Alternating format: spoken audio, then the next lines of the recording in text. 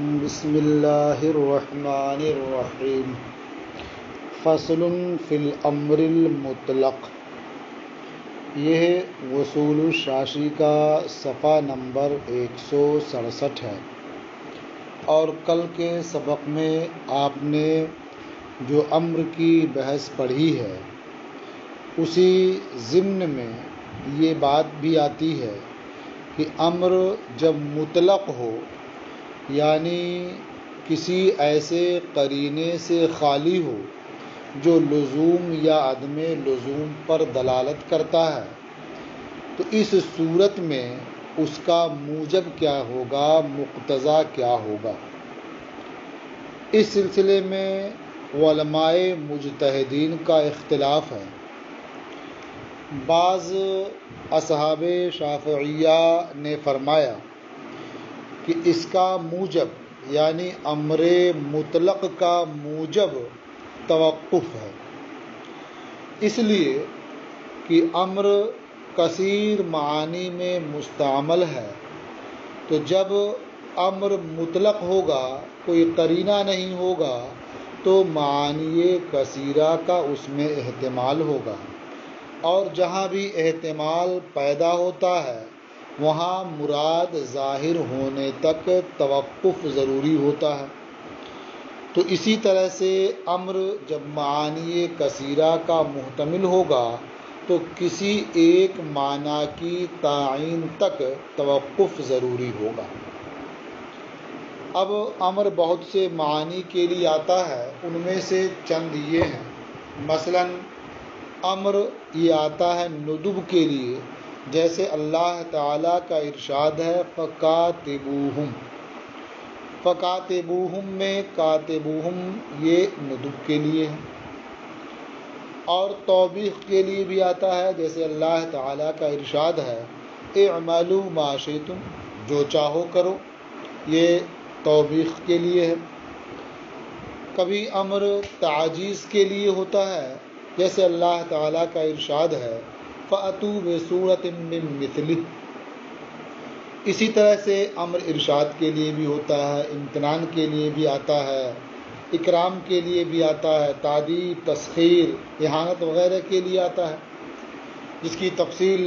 حاشیے میں آپ دیکھ سکتے ہیں اور اس کی مثالیں بھی پڑھ سکتے ہیں۔ تو جب امر اتنے سارے معانی کا محتمل ہوتا ہے اور کوئی قرینہ بھی نہ ہو تو ایسی صورت میں توقف ضروری ہوگا یہاں تک کہ کوئی ایک معنی متعین ہو جائے۔ یہ امام شافعی رحمۃ اللہ علیہ کے بعض اصحاب کا مذہب ہے، اور جمہور حنفیہ کے نزدیک صحیح مذہب یہ ہے کہ امر مطلق کا موجب وجوب ہے، یعنی جب امر مطلق ہو، کوئی قرینہ نہ ہو، نہ وجوب کو بتانے والا نہ عدم وجوب کو بتانے والا، تو ایسی صورت میں امر یہ وجوب کے لیے ہوگا۔ اگر کوئی قرینہ اس کے خلاف پایا گیا، کوئی دلیل اس کے خلاف پائی گئی، تو اس صورت میں وجوب کے علاوہ معنی مراد لیں گے، لیکن جب کوئی قرینہ نہ ہو تو امر مطلق یہ وجوب کے لیے ہوگا۔ اس کی دلیل یہ ہے کہ ترک امر یہ معصیت ہوتا ہے، جس طرح سے امر کی بجا آوری اطاعت، امر کو بجا لانا یہ طاعت ہے، کار ثواب ہے، اسی طرح سے امر کو ترک کر دینا یہ معصیت ہے، یہ گناہ ہو سکتا ہے۔ یہ ترک امر معصیت ہے اور امر کی بجاوری طاعت ہے، یہ عقلاً بھی ہے، عرفاً بھی ہے اور شرعاً بھی ہے۔ اب اس حوالے سے ایک دلیل پیش کی ہے حماسی کے قول سے۔ اس نے اپنی محبوبہ کے تعلق سے کہا تھا، یہ اپنی قوم کی ایک عورت سے محبت کرتا تھا، تو اس کی محبوبہ نے اس کے پاس پیغام بھیجا کہ میرے اہل خانہ نے تم سے ملنے سے مجھے روک دیا ہے۔ تو اس شاعر نے اپنی اس محبوبہ کے پاس چند اشعار لکھ کر کے بھیجے، انہی میں سے یہ 2 اشعار بھی ہیں۔ اس نے لکھا تھا: اطاعت لعامری کے وسر میں حبلی، مریہم فی احبتہم بذاکی۔ اطاعت لعامری کے، تو نے اپنے حکم دینے والے یعنی اپنے عامر کی اطاعت کی۔ کس چیز کا حکم دینے والا تھا؟ بے سر میں حبلی، میری محبت کی رسی توڑنے میں، کاٹنے میں تو نے اپنے عامر کی اطاعت کی، فرما برداری کی۔ مریہم فی احبتہم بذاکی، تو انہیں یعنی حکم دینے والوں کو تو ان کے محبوبوں کے بارے میں اسی کا حکم دے کہ وہ اپنے محبوبوں سے محبت کی رسی توڑ دیں، کاٹ دیں۔ فہم ان اطاعوک فتابعہم، تو تجھے حکم دینے والے اگر تیری اطاعت کرتے ہیں، تیری بات مان لیتے ہیں تو ان کی بات مان لے۔ وَإِنْ عَصَوْكَ فَعَصِ مَنْ عَصَاكَ، اور اگر وہ تیری بات نہیں مانتے ہیں، تیری نافرمانی کرتے ہیں، تو تو بھی اس کی نافرمانی کر جس نے تیری نافرمانی کی ہے۔ جب تیرے حکم دینے والے تیری بات نہیں مان رہے ہیں تو تو بھی ان کی بات نہ مان۔ تو یہاں دیکھیے، امر کی بجاوری نہ کرنے کو عصیان کہا گیا، اور عصیان ان امور میں جو حق شرع کی طرف راجع ہیں وہ عقاب کا سبب ہوتا ہے۔ تو اس سے معلوم ہوا کہ عرفاً بھی ترک امر یہ معصیت ہے، اور شرعاً بھی یہ معصیت ہے، عقاب کا سبب ہے۔ اب ترجمہ دیکھ لیجئے پھر اور تحقیق۔ اختلف الناس فی الامر المطلق ای المجرد عن القرینۃ الدالہ علی اللزوم وعدم اللزوم۔ امت کے علماء مجتہدین کا اختلاف ہے امر مطلق کے بارے میں، یعنی اس امر کے بارے میں جو لزوم اور عدم لزوم پر دلالت کرنے والے قرینے سے خالی ہو۔ جیسے اللہ تعالیٰ کا ارشاد: وَإِذَا قُرِئَ الْقُرْآنُ فَاسْتَمِعُوا لَهُ وَأَنصِتُوا لَعَلَّكُمْ تُرْحَمُونَ، اور جب قرآن کی قرأت کی جائے، قرآن پڑھا جائے تو تم اسے غور سے سنو اور چپ رہو، اس امید پر کہ تم پر رحم کیا جائے۔ یہاں دیکھیے فَاسْتَمِعُوا لَهُ میں کوئی قرینہ نہیں ہے، نہ لزوم کا نہ عدم لزوم کا، اور یہ امر ہے۔ ایسے انصتو بھی ہے، تو یہاں 2 امر ہے، فاستمعوا اور انصتو، اور کوئی ایسا قرینہ نہیں جو لزوم یا عدم لزوم کو بتائے، وہ یہ امر مطلق ہے۔ وقولہ تعالی، اور جیسے اللہ تعالیٰ کا ارشاد: وَلَا تَقْرَبَا هَٰذِهِ الشَّجَرَةَ فَتَكُونَا مِنَ الظَّالِمِينَ، اور تم دونوں اس درخت کے قریب نہ جانا کہ حد سے آگے بڑھنے والوں میں سے ہو جاؤ۔ تو ولا تقربا یہ تو صیغہ نہیں ہے، اور یہ بحث ہے امر کی۔ امر کی بحث میں صیغہ نہیں ولا تقربا لائے، اس لیے کہ یہاں ولا تقربا اجتنبا کے معنی میں ہے۔ تو جب اجتنبا کے معنی میں ہوا تو اس لحاظ سے اس کا یہاں لانا بھی صحیح ہوا کہ یہاں بھی کوئی قرینہ نہیں ہے، اس لیے کہ جب ایک چیز سے روکا جاتا ہے تو جو اس کی ضد ہے اس کے کرنے کا حکم دیا جاتا ہے۔ تو گویا پہلی والی مثال صراحتاً امر کی ہو گئی، اور یہ دوسری مثال ضمناً امر کی ہے، یعنی صراحتاً تو نہیں ہے لیکن ضمناً امر ہے کہ اس سے بچنے کا حکم دیا جا رہا ہے۔ تو یہ 2 مثالیں ہو گئیں جہاں امر مطلق ہے، ایک جگہ امر صراحتاً ہے اور ایک جگہ امر ضمناً ہے۔ وَالصَّحِيحُ مِنَ الْمَذْهَبِ، اور صحیح مذہب یہ ہے، کیونکہ بعض اصحاب شافعیہ کا جو مذہب ہے وہ آپ نے سن لیا کہ توقف کرنا ہے، اور دلیل بھی سن لی۔ صحیح مذہب یعنی جمہور حنفیہ کے نزدیک یہ ہے انا موجبہ الوجوب کہ امر مطلق کا موجب وجوب ہے، فعل کا واجب ہونا ہے،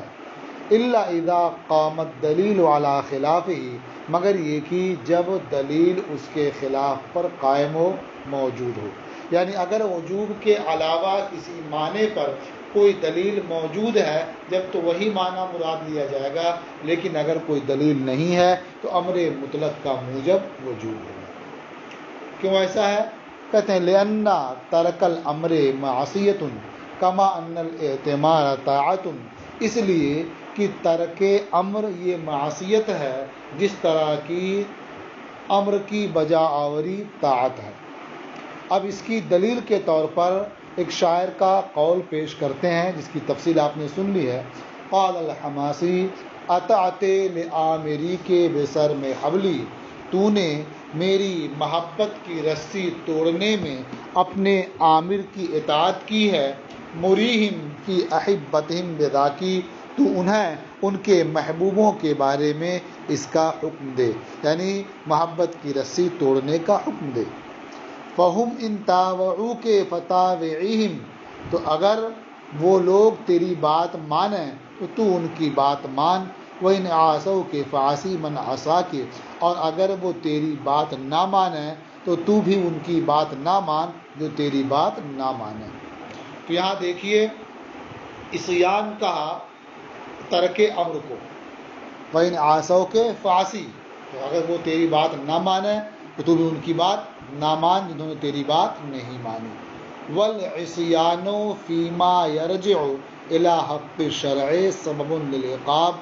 اور عصیان ان امور میں جو حق شرع کی طرف راجع ہیں وہ عقاب کا سبب ہوتا ہے۔ تو معلوم ہوا کہ ترک امر یہ عرفاً بھی معصیت ہے اور ترک امر شرعاً بھی معصیت ہے۔ یہ اجمالی دلیل ہو گئی۔ تحقیقی طور پر بات کرتے ہوئے فرماتے ہیں وَتَحْقِيقُهُ أَنَّ لُزُومَ الْاعْتِمَارِ إِنَّمَا يَكُونُ بِقَدْرِ وِلَایَةِ الْآمِرِ، یعنی ترک امر معصیت ہے، اس کی تحقیق یہ ہے کہ لزوم اعتمار یعنی فرما برداری کا لازم ہونا، حکم ماننا لازم ہونا، یہ عامر کی مخاطب پر عامر کی ولایت کی مقدار ہوتا ہے، یعنی مخاطب پر عامر کا کتنا اثر ہے، اس کا غلبہ کس طرح کا ہے، اس کی ولایت سخت ہے یا کمزور ہے،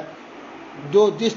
مقدار جس قدر عامر کی مخاطب پر ولایت ہوگی اسی قدر امر کی بجا آوری لازم ہوتی ہے۔ یہی وجہ ہے کہ اگر آپ صیغہ امر کسی ایسے شخص کی طرف متوجہ کریں جس پر آپ کی اطاعت و فرما برداری سرے سے لازم نہیں ہے تو وہ صیغہ امر بجا آوری کا موجب نہیں ہوگا، یعنی اس کی وجہ سے اس کا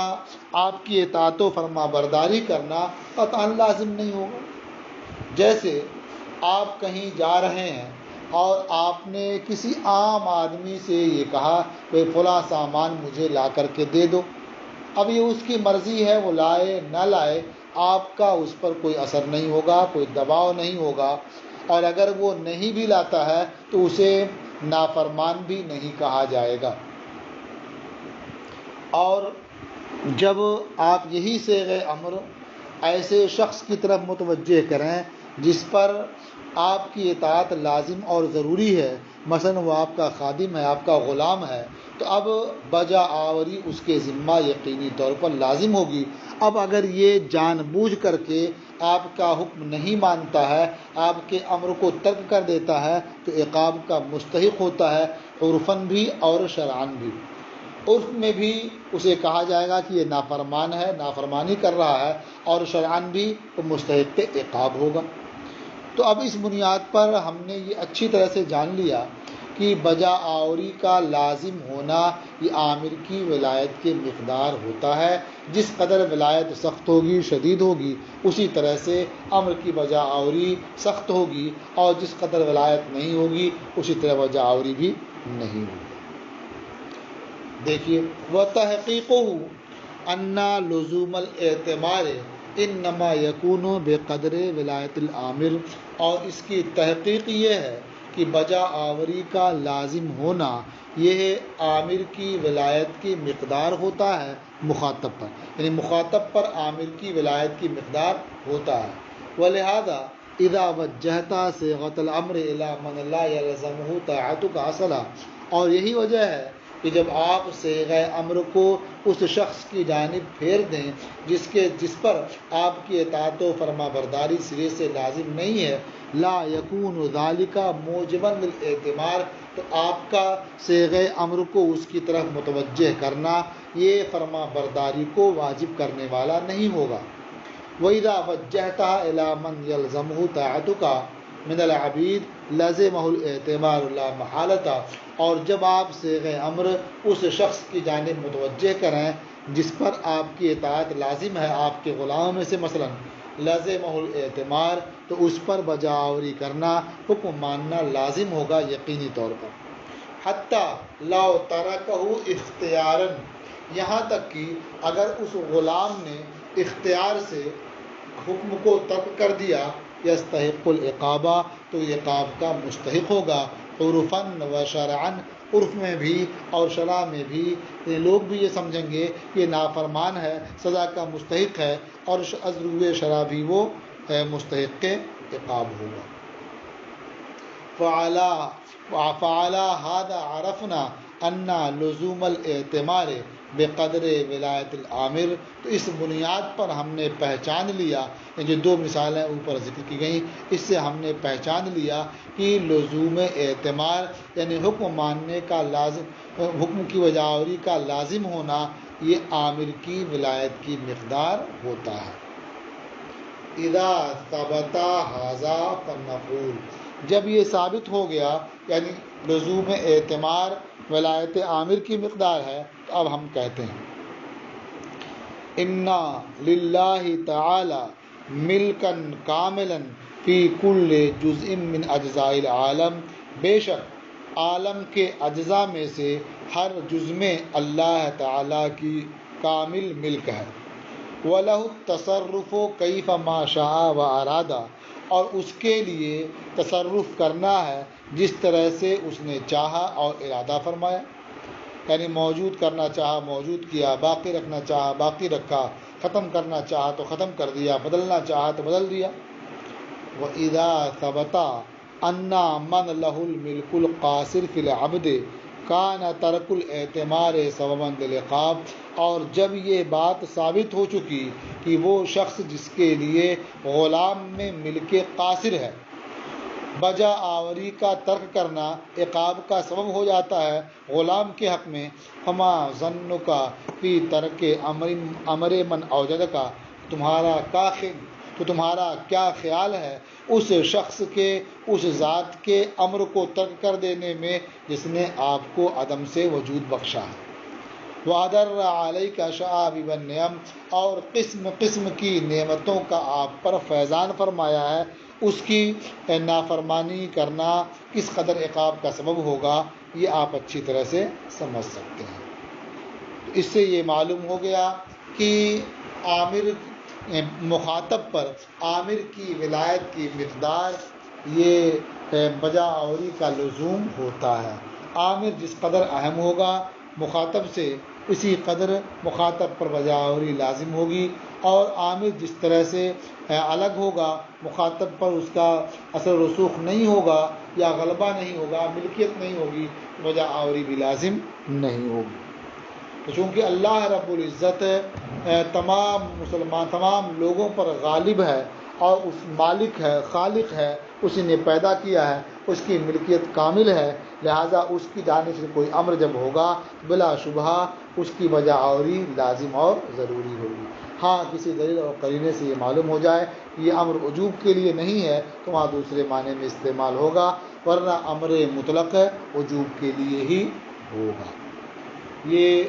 گفتگو ختم ہوئی، اب اس کے بعد انشاءاللہ دوسری فصل میں آپ اس بات کو پڑھیں گے کہ امر تکرار کا مقتضی ہے یا نہیں۔